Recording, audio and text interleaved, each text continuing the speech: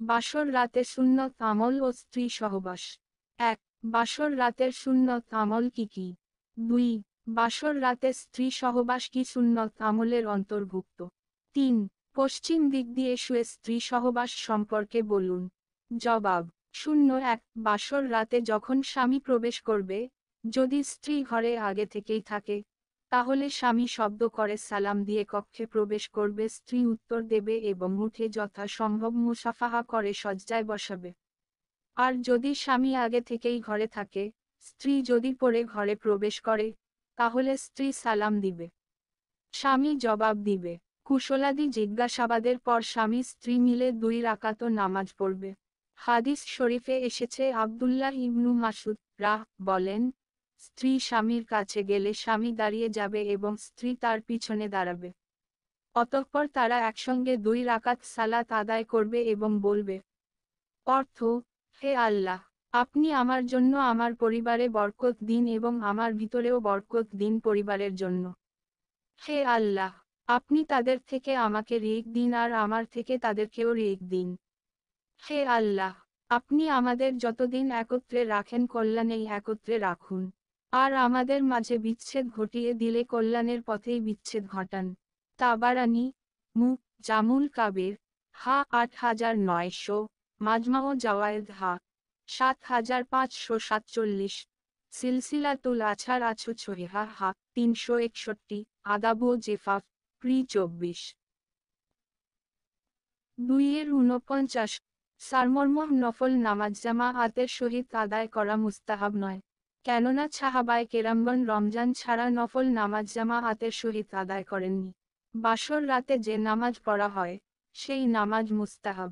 এক্ষেত্রে স্বামী সামনে দাঁড়াবে, আর স্ত্রী তার পিছনে দাঁড়িয়ে যাবে।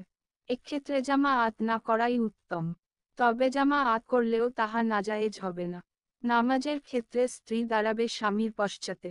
মুসলিম দম্পতির নবজীবনের শুভারম্ভ হবে আল্লাহর ইবাদত ও আনুগত্যের মাধ্যমে। স্বামীর পশ্চাতে দাঁড়িয়ে স্ত্রীর নামাজ পড়াতে তার বৈধ বিষয়ে আনুগত্য করার প্রতি ইঙ্গিত রয়েছে। সুতরাং প্রথমত আল্লাহর ইবাদত ও দ্বিতীয়ত স্বামীর আনুগত্য ও খিদমত হল নারীর ধর্ম। নামাজ শেষ হলে অতঃপর স্বামী দোয়া করবে।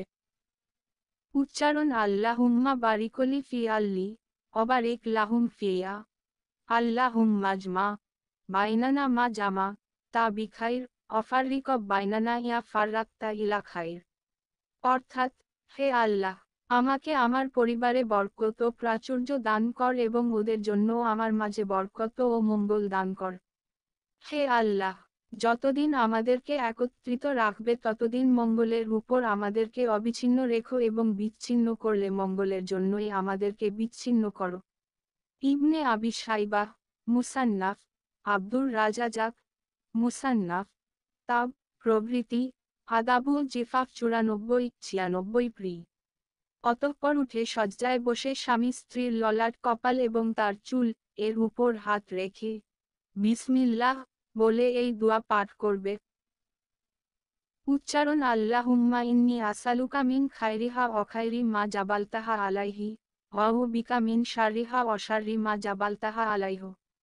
অর্থাৎ, হে আল্লাহ, আমি তোমার নিকটের মঙ্গল এবং এর মধ্যে তোমার সৃষ্ট প্রকৃতির মঙ্গল প্রার্থনা করছি, আর তোমার নিকটের অমঙ্গল এবং এর মাঝে তোমার সৃষ্ট প্রকৃতির অমঙ্গল হতে আশ্রয় প্রার্থনা করছি।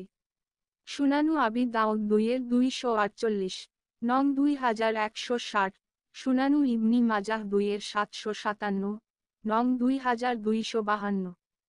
হাদিসটি সহিহ।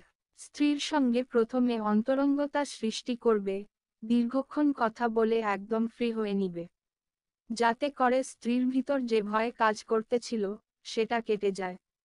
তারপর যখনই সহবাসের ইচ্ছা হয়, তখন প্রথমে নিম্নোক্ত পড়ে নিবে, তারপর সহবাস করবে।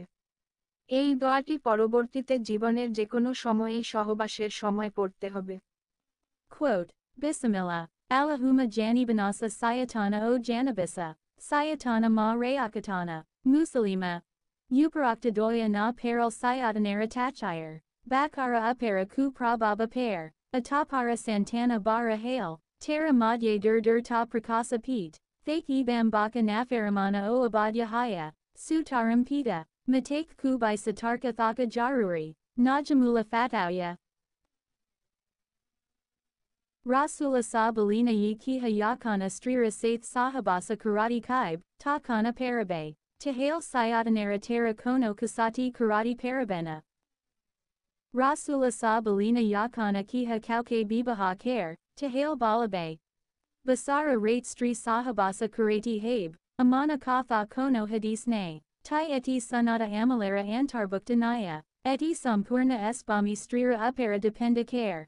Eat kono samasi ane, alaha I bala